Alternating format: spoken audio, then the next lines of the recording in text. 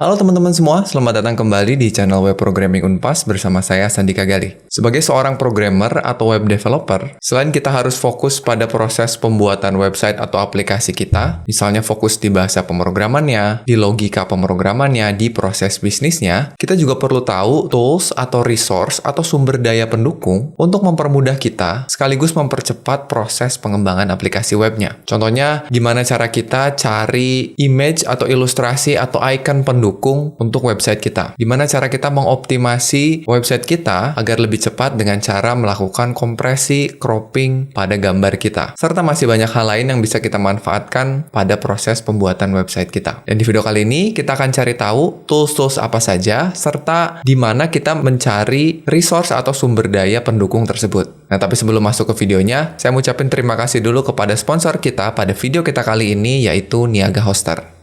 Oke, jadi teman-teman, Niaga Hoster itu adalah sebuah perusahaan penyedia hosting unlimited terbaik di Indonesia yang memiliki layanan yang beragam. Mulai dari shared hosting unlimited, cloud hosting, VPS, domain, sampai dengan pembuatan website. Keunggulan utama dari Niaga Hoster ini adalah hostingnya yang super cepat dan juga memiliki keamanan ekstra agar website kita dapat terlindungi dari serangan hacker, malware, ataupun virus. Selain harganya yang terjangkau, Niaga Hoster memberikan jaminan server uptime nyaris 100%, yang artinya website kita akan selalu online setiap saat. Dan selain itu juga, Niaga Hoster ini memiliki tim support yang siap sedia membantu kita jika kita memiliki kesulitan. Langsung kontak aja melalui fitur live chat-nya yang tersedia selama 24 jam. Dan saat ini, jika kalian membutuhkan web hosting, Niaga Hoster sedang memberikan diskon yang sangat besar sampai dengan 75% untuk salah satu layanannya, yaitu paket personal. Dan menurut saya, paket hosting personal ini adalah paket yang paling value for money buat kita. Karena dengan harga yang sangat terjangkau ini, kita dapat fitur yang lengkap banget. Jika kalian membeli paket ini langsung selama 3 tahun, kalian yang seharusnya membayar sebesar 3,8 jutaan, ini kalian hanya perlu membayar sebesar 950 ribuan aja, belum termasuk pajak. Dan kerennya lagi, ini sudah termasuk nama domain gratis sesuai pilihan kalian sendiri. Nah, jadi jika sudah ditambahkan pajak 10%-nya adalah sekitar 1 jutaan lebih. Dan jika kalian ingin dapat potongan lagi, sebelum kalian check out, kalian bisa masukkan kode kupon WP Unpas untuk mendapatkan potongan sebesar 10%. Jadi lumayan kan, total yang harus kalian bayarkan hanya sebesar 1.080.000-an aja. Setelah itu, kalian tinggal bayar aja dengan pilihan metode pembayaran yang sangat banyak ini. Jadi tunggu apa lagi? Buat kalian yang sedang mencari web hosting untuk website atau aplikasi kalian, langsung aja kunjungi link yang ada di deskripsi video ini untuk informasi lebih lanjut. Oke, langsung aja kita masuk ke tools dan resource-nya, teman-teman. Tools dan resource-nya ini akan saya bagi ke dalam 10 kategori ya. Kategori yang pertama adalah tools dan resource untuk gambar atau video free yang bisa kita gunakan di website kita. Nah, yang pertama ada website yang namanya Unsplash ya. Jadi website ini adalah website yang paling sering saya gunakan ketika saya mau mencari gambar yang high resolution dan bisa digunakan ke dalam website kita. Baik itu sebagai konten yang sesungguhnya ataupun ketika kita butuh sebuah placeholder. Ya, jadi teman-teman tinggal masuk ke sini langsung cari aja gambar yang kalian butuhin. Misalkan butuh gambar komputer. Ya, kita tinggal search, nanti akan dicarikan sesuai dengan kategorinya. Yang kedua, ada website serupa yang dinamakan dengan Pexels. Ya, di sini juga sama, kita bisa mencari gambar dan juga video. Ya, jadi kelebihannya ini ada videonya. Kalau misalkan kita cari laptop, ya nanti akan dicarikan gambar atau video. Ya, keren ya teman-teman. Dan yang ketiga, ada yang namanya Pixabay. Ini juga sama, kita bisa cari image, bahkan bisa bentuknya foto, vektor, atau illustration, dan juga video. Kalau misalkan kita cari di sini handphone, maka akan ada banyak gambar yang muncul yang bisa kita gunakan. Kategori kedua, ini adalah illustration. Ya, ketika kita mau mencari ilustrasi untuk kita gunakan di dalam website kita. Kalau tadi kan foto, kalau sekarang illustration. Website pertama yang biasa saya gunakan ada yang namanya Undraw. Ya, jadi kalau teman-teman masuk ke sini, teman-teman bisa lihat ilustrasi atau gambar-gambar yang mungkin saat ini sedang tren ya. Gambarnya flat dan simple seperti ini. Ada banyak sekali yang bisa kalian pilih. Misalkan mau cari gambar orang sedang coding. Nah, nanti ada di sini kita bisa download sebagai SVG atau download sebagai PNG ya, sebagai gambar. Nah, kerennya lagi, ini bisa kita sesuaikan temanya dengan tema warna dari website kita. Jadi kalau website kalian tuh warnanya merah misalnya ya, kalian tinggal ganti aja warnanya jadi merah. maka semua warnanya akan berubah jadi merah. Nah, ini keren, jadi bisa disesuaikan dengan tema website kalian. Website lain ada yang disebut dengan use Smash atau Smash Illustration. Nah, kalau di sini juga sama, bentuknya adalah ilustrasi yang gaya ilustrasinya juga mirip-mirip dengan yang kita lihat tadi di Undraw. Ini bisa kita gunakan juga. Dan yang terakhir, ini ada website yang namanya Freepik ya. Kalau di sini sebetulnya banyak banget yang bisa kita cari. Kita bisa cari gambar, kita bisa cari ilustrasi, vektor, dan macam-macam. Misalkan kalau saya butuh flat people, dia akan menampilkan banyak banget ilustrasi yang temanya mirip. Nah, tapi di sini teman-teman harus perhatikan, sama seperti yang Smash juga tadi, ada yang berbayar, ada yang gratisan. Kalau teman-teman lihat ada logo seperti ini, atau ada icon seperti ini, itu artinya dia premium ya. Hanya bisa di-download dan digunakan ketika kalian menggunakan layanan berbayarnya. Tapi kalau misalkan nggak ada logo itu, maka itu bisa dipakai. Yang kalian butuhkan hanya sign up aja ke layanan ini. Kategori ketiga itu saya sebut dengan font dan juga icon ya, font and icon. Jadi kalau misalkan kita mau cari font, itu sebetulnya sekarang kita bisa gunakan layanannya Google, yaitu Google Fonts, untuk menggunakan font-font yang keren-keren ke dalam website kita. Ya, kalau kalian browse fontnya di sini, ini ada banyak banget font yang bisa kita pakai. Ya, kalau misalkan udah ketemu font yang mau kalian pilih, misalkan kalian mau pilih Noto Sans ini, ya caranya tinggal diklik. Terus ada dua pilihan, mau di-download dan diinstal ke dalam sistem operasi kalian, atau kalian mau gunakan langsung secara online. Ya, caranya tinggal pilih mau jenisnya seperti apa. Misalkan saya butuh yang thin, saya butuh yang regular, tinggal diklik aja, lalu saya butuh yang bold misalnya. Nah, maka font ini beserta ketebalannya itu bisa kita pakai dengan cara melakukan link atau import pada CSS kita. Jadi kalau import ini kita simpan di file CSS, kalau link ini kita simpan di bagian head di HTML kita. Kalau sudah, nanti kita bisa pakai sebagai font family di CSS-nya. Kalau untuk icon, itu ada yang namanya flat icon. Ya, kita bisa pilih banyak sekali icon di sini. Ini merupakan bagian dari Freepik ya.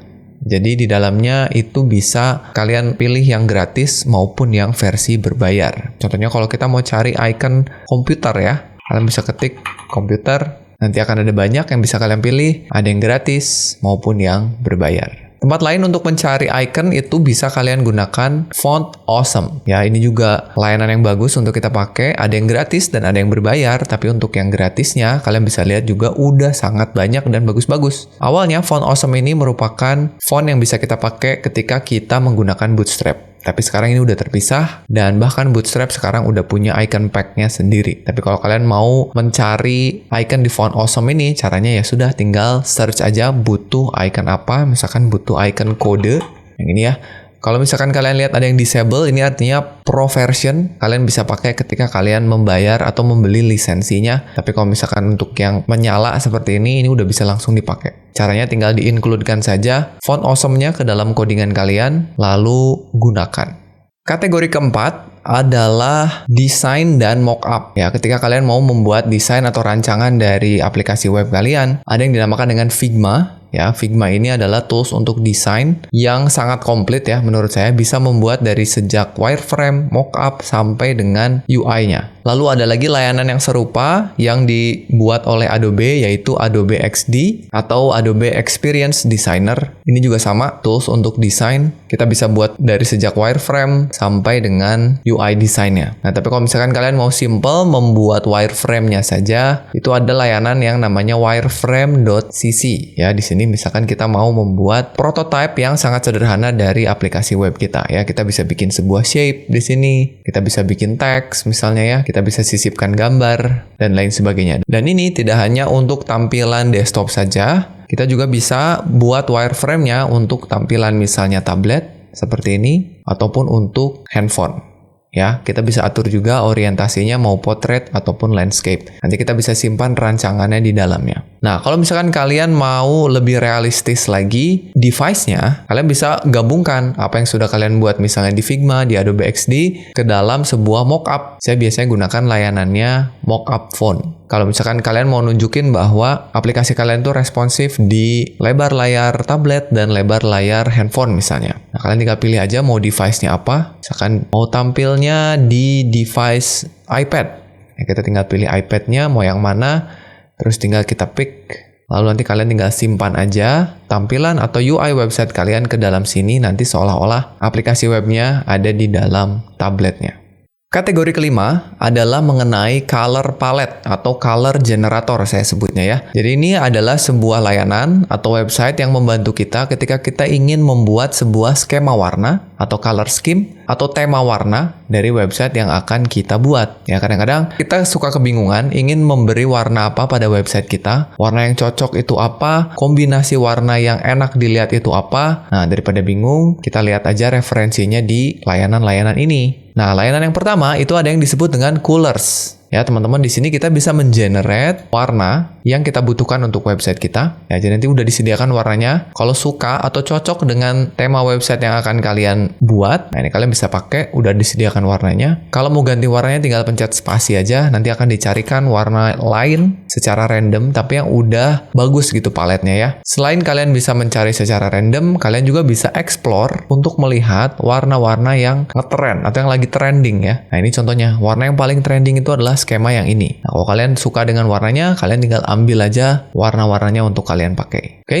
Website lain atau layanan lain ada yang disebut dengan Color Hunt. Ya, ini mirip juga seperti Colors tadi. Tinggal kalian pilih aja warna yang sesuai dengan selera atau kebutuhan dari website kalian. Nah, kalau mau lebih detail lagi, mau lebih lengkap lagi, Adobe juga punya. Alamatnya ada di coloradobe.com. Di sini kita bisa melihat warna sesuai dengan science-nya ya. Misalkan kalian pengen tahu ada teori warna yang analog, monokrom. Jadi kalau misalkan kalian tahu satu warna yang akan kalian pakai di dalam website kalian, terus kalian pengen lihat teman-temannya ya, secara teori monokrom seperti apa, kalau secara teori triad seperti apa, komplementari seperti apa, bisa lihat teorinya di sini. Tapi selain itu juga kita bisa explore dan melihat warna yang sedang trending. Dan ini keren ya, sudah dibagi berdasarkan kategori. Misalkan website kalian temanya fashion, berdasarkan foto, itu warna yang cocok adalah ini. Kalau kalian pengen untuk graphic design, warna yang cocok ini. Untuk ilustrasi, untuk arsitektur, untuk game, dan seterusnya. Ya, jadi ini bisa kalian gunakan ketika kalian butuh inspirasi warna apa yang akan kita pakai.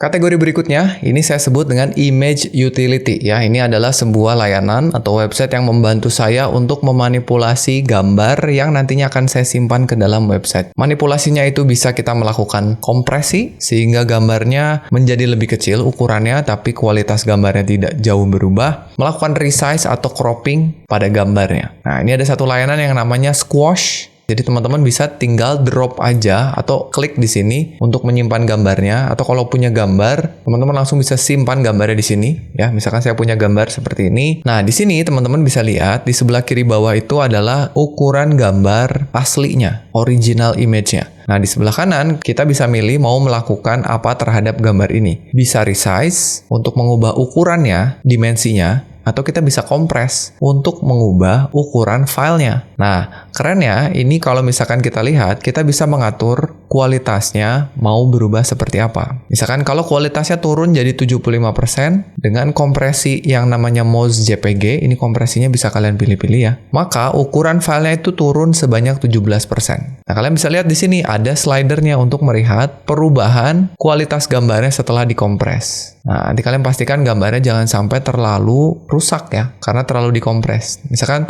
saya lihat seperti ini, ternyata nggak terlalu banyak berubah, tapi lihat ukuran filenya jauh lebih kecil. Kalau sudah sesuai, kalian boleh klik download, maka akan mendownload gambar setelah dikompres. Ada lagi layanan yang keren, itu untuk melakukan remove pada background. Kadang-kadang kita butuh menghilangkan background dari sebuah gambar. Contohnya objeknya orang atau manusia seperti ini, kita butuh transparan nih belakangnya. Nah, layanan ini dapat dengan mudah menghilangkan gambarnya tanpa menggunakan tools lain. Cukup upload aja gambarnya, atau sama seperti tadi kalian bisa drag and drop ke sini ya. Kita coba pakai gambar yang sama. Ini akan lebih bagus ketika gambarnya kontras. Tapi lihat, meskipun gambar yang saya miliki itu antara background dan foreground yang nggak kontras, dia berhasil melakukan cropping seperti ini. Cukup bagus jika kita bandingkan dengan yang aslinya. Lihat, ini sangat gelap ya, tidak kontras sama sekali, tapi layanannya mampu untuk melakukan cropping seperti ini. Jadi gambarnya bisa kita gunakan dengan background yang transparan ya. Jadi ini keren banget untuk kalian gunakan ketika ingin menghapus background.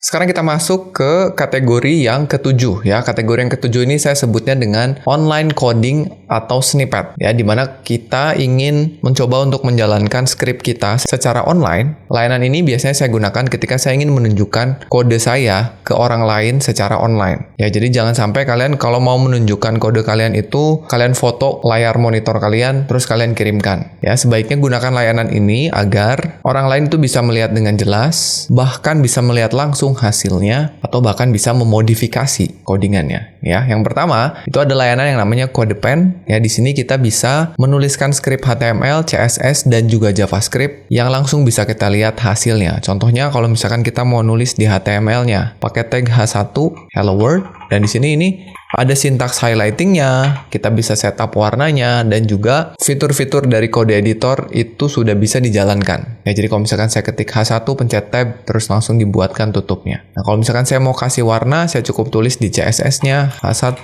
color, salmon misalnya. Nanti warnanya langsung berubah. Nah, kalau sudah selesai kalian melakukan codingnya, ini kalian bisa save. Ya, tentunya setelah kalian bikin account ya. Kasih nama dulu, misalkan contoh heading ya, atau apapun judulnya, terus kalian save. Nah, nanti halaman ini akan punya URL sendiri. Yang ini kalau kita copy dan kita kirimkan misalkan ke teman kalian, ke forum misalnya ya, nah itu orang lain bisa langsung lihat isinya. Walaupun orang lain nanti nggak bisa ngubah-ngubah. Hanya bisa lihat, oh ternyata misalkan codingan kalian error, terus kalian kirimkan, nanti ngoreksinya akan jauh lebih gampang. Ya, ini CodePen, ada layanan yang mirip yang namanya JS Fiddle. Nah, ini sama juga kita bisa tulis HTML, CSS, dan JavaScript. Tapi kalau misalkan CodePen, ini fokusnya di HTML dan CSS. Kalau JS Fiddle, ini fokusnya di JavaScript. Tapi kalian bisa gunakan salah satu dari keduanya. Selain dari bahasa itu, ada layanan yang namanya Replit. Nah, kalau Replit ini kita bisa gunakan untuk banyak bahasa programan. Dan nantinya layanan ini juga bisa menjalankan atau mengeksekusi program tadi. Misalkan kalian punya program Python, punya Node.js, atau Java yang harus dikompil, layanan ini bisa kalian gunakan. Nah, tapi kalau misalkan kalian hanya ingin menunjukkan aja codingan kalian tanpa harus menjalankan codingannya, itu kalian bisa gunakan Pastebin. Jadi ini istilahnya untuk copy dan paste codingan kalian sehingga bisa dilihat oleh orang lain. Ya, jadi caranya misalkan kita punya, anggap aja punya satu script codingan seperti ini, saya copy ke sini. Ceritanya saya nggak tahu nih errornya di mana. Kalian bisa copykan aja ke sini. Kalau perlu dinyalakan sintaks highlighting-nya, pilih bahasanya misalkan ini PHP. Terus nanti kalian pilih ini akan ada expiration date-nya nggak, mau public atau enggak, ada password-nya nggak, dan seterusnya. Misalkan kita kasih nama error PHP. Terus kita klik create new page. Nah, akan jadi sebuah halaman ini yang kalian tinggal copy aja. Gitu. Misalkan kalian akan tanya ke temennya, ini codingan saya errornya di mana ya? Nah, kirimkan aja linknya. Jadi kirim, nanti dibuka sama temennya, oh langsung kelihatan. Daripada kalian kirimkan dalam bentuk foto, lebih mudah pakai ini kalau mau menuliskan coding dan snippet.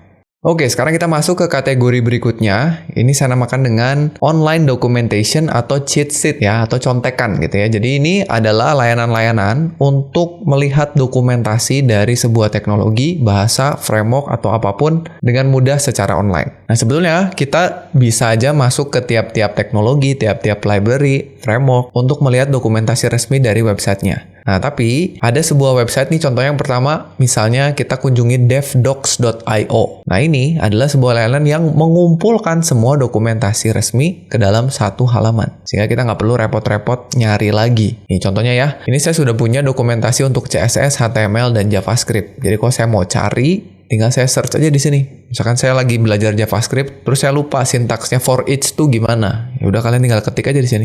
For each. Nah, dia akan dicarikan di situ.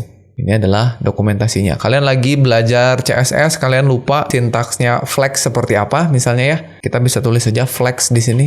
Nah, nanti akan dicarikan dokumentasi mengenai flex. Dan ini lengkap banget. Yang saya punya, saya hanya jalanin 3. Kalau misalkan kalian pengen cari dokumentasi yang lain, ini defaultnya mereka tuh disable. Jadi kalau saya search di sini nggak akan muncul. Tapi misalnya nih, saya lagi belajar Bootstrap sekarang. Cari ada Bootstrap, terus kita pilih mau Bootstrap versi berapa. Misalkan yang terbaru nih versi 5, kita klik aja enable.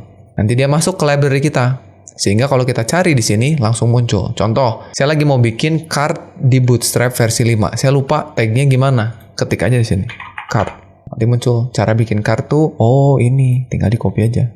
Sebetulnya ini semua sama dengan apa yang ada di dalam website Bootstrap-nya, tapi ini dikumpulin jadi satu website. Jadi keren banget ya, teman-teman, bisa dipakai. Atau kalian pengen versi yang simpelnya, bentuknya contekan. Nah, ini ada yang namanya Recos Cheat Sheet dari devhints.io. Nah, kalau ini misalnya saya mau cari contekan untuk ES6. Ya, misalkan lagi belajar JavaScript, modern JavaScript ES6. Nah, di sini ada sedikit-sedikit dokumentasinya. Jadi kalau misalkan pengen tahu gimana cara bikin promise begini, destructuring begini, spread operator begini. Ya, jadi yang penting-penting dari sebuah teknologi bahasa ada di devhints.io. Dan terakhir, ini biasanya saya pakai kalau saya butuh untuk teknologi CSS. Ya, misalkan saya lagi belajar CSS, sesuatu yang baru di CSS, terus saya pengen tahu fitur ini udah disupport oleh browser apa aja. Misalkan saya lagi belajar grid nih, saya cari grid aja di sini. Nah, nanti ada grid layout di CSS, kita bisa lihat support dari browsernya. Websitenya namanya caniuse.com. Kategori ke-9 ini saya sebutnya dengan Web Design Inspiration. Jadi tempat di mana kita mencari inspirasi-inspirasi dari tampilan sebuah website. Ya, ini kalau misalkan kita pengen tahu tren saat ini seperti apa, orang-orang lagi pakai desain yang seperti apa, bisa lihat website-website ini. Yang pertama ada yang namanya Dribbble, teman-teman ya. Di sini kita bisa lihat showcase-nya para desainer-desainer, baik itu web app atau mobile app atau UI design, itu semua kita bisa lihat di sini. Ini keren-keren banget untuk menjadi inspirasi dari website yang akan kita buat. Logo juga ada. Ada lagi website yang lain yang namanya Awards ya. Nah, ini juga sebuah website yang khusus menampilkan website-website yang keren. Tuh, kalian bisa lihat nih di sini contoh-contoh websitenya. Ada yang dari sisi desainnya, interaksinya, animasinya, pokoknya keren-keren lah. Ada lagi satu lagi yang namanya Site Inspire. Ini juga sama untuk melihat website-website yang udah dibuat oleh orang lain yang keren-keren. Ya, jadi sehingga harapannya ketika kita udah lihat-lihat dari sini, ide-idenya bisa kita terapkan ke website yang akan kita buat. Nah, dan kategori yang terakhir, ini sebetulnya bukan website, tapi ini bentuknya adalah Chrome Extensions ya teman-teman. Ini adalah ekstensi-ekstensi Chrome yang biasa saya pakai untuk mendukung pembuatan website saya. Extensionsnya ada apa aja? Ini langsung aja kita lihat ke sini ya. Jadi kita bisa ke setting, more tools, terus extensions. Ini ada banyak sebetulnya extensions di sini, cuma nanti kita akan pilih yang ada hubungannya dengan web developer aja. Yang pertama, ada yang disebut dengan Web Developer Tools. Ya, jadi ini berfungsi untuk memunculkan menu yang memudahkan kita sebagai web developer. Contohnya ya, saya buka sebuah website, misalnya webprogrammingunpas.com. Ini kalau misalkan kita buka Web Developer Tools-nya, ya kalian pilih aja Web Developer Tools, nanti muncul di sini. Kalau kita klik, nah ini kita bisa lihat. Mulai dari misalkan kita mau matiin JavaScript-nya, matiin plugin-nya, atau matiin CSS-nya, ya. Bisa seperti itu. Jadi kalau nggak ada CSS-nya, tampilnya seperti ini. Kalau ada CSS-nya, tampilnya seperti ini. Mengelola cookie, mengelola form, dan lain sebagainya. Ya, jadi ini yang pertama, extension Web Developer Tools. Yang kedua, ada lagi extension yang biasa saya pakai, namanya JSON View. Nah, ini kita gunakan untuk melihat data dalam bentuk JSON dengan mudah. Ya, kadang-kadang kita melakukan request ke sebuah URL, lalu URL tersebut atau resource tersebut mengembalikan data berupa JSON. Nah, supaya datanya gampang dilihat, saya pakai extensions ini. Nah, contohnya misalkan saya punya sebuah halaman yang menampilkan JSON seperti ini. Nah, ini sudah saya tampilkan dalam bentuk JSON view. Kalau misalkan extension ini kita matikan, ya ini saya disable, terus saya refresh, maka tampilnya seperti ini, stringnya nggak ada formatnya. Ini kalau datanya kecil seperti ini sih kayaknya masih bisa kita baca, tapi kalau udah datanya ratusan, pusing juga lihatnya. Makanya kita nyalakan dulu JSON view-nya. Ini kalau kita refresh, akan berubah tampilannya menjadi seperti ini, dan ini kita bisa sembunyikan kalau nggak kita butuhin. Contohnya gitu ya. Jadi ini dapat dengan mudah melihat format data JSON. Extension berikutnya adalah Webalizer.